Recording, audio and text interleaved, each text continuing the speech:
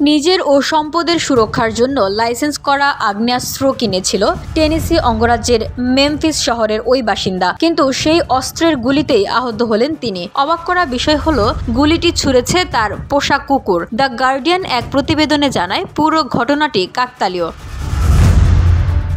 রোববার ছুটির দিনে ব্যস্ত সময় কাটিয়ে রাতে অঘোরে ঘুমাচ্ছিলেন ওই ব্যক্তি। পাশে ঘুমিয়েছিলেন তার নারী সঙ্গী। সোমবার ভোরে প্রচণ্ড গুলির শব্দে ঘুম থেকে হুড়মুড় করে ওঠেন তিনি।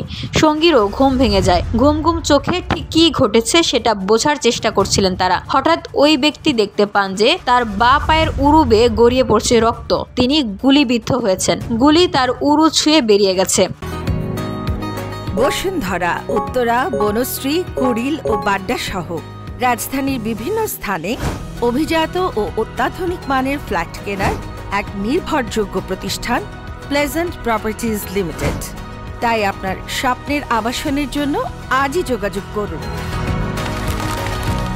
Pleasant properties limited, where destiny matches eventually। স্থানীয় সময় বুধবার পুলিশ বলেছে, ওই ব্যক্তি বিছানায় একটি লোডেড বন্দুক নিয়ে ঘুমিয়েছিলেন। তার 1 বছরের পোষা কুকুরটি বিছানায় লাফালাফি করার সময় কোনোভাবে সেটির থাবা বন্দুকের ট্রিগারে আটকে যায়। কুকুরটি পা ছাড়াতে গিয়ে লাফালাফি করলে ট্রিগারের চাপ লেগে গুলি বেরিয়ে যায়। প্রাণে বেঁচে গেলেও ওই ব্যক্তিকে হাসপাতালে নিয়ে চিকিৎসা নিতে হয়েছে। তার কুকুরটির নাম ওরেও। যুক্তরাষ্ট্রে প্রায়ই বন্দুক হামলার ঘটনা ঘটলেও প্রাণীর গুলিতে মানুষ হতাহত হওয়ার ঘটনা বিরল।